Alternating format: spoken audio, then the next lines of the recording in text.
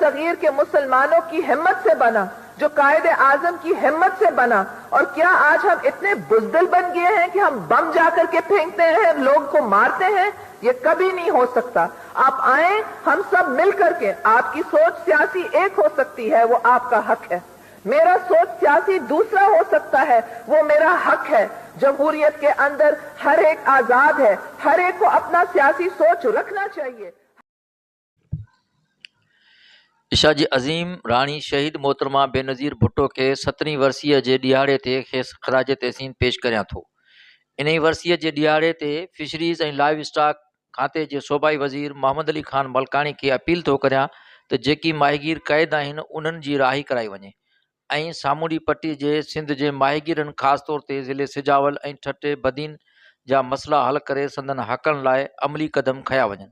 पारां अब्दुल अज़ीज़ समूह समाज सुधारक अॻवान सामूंडी पट्टी।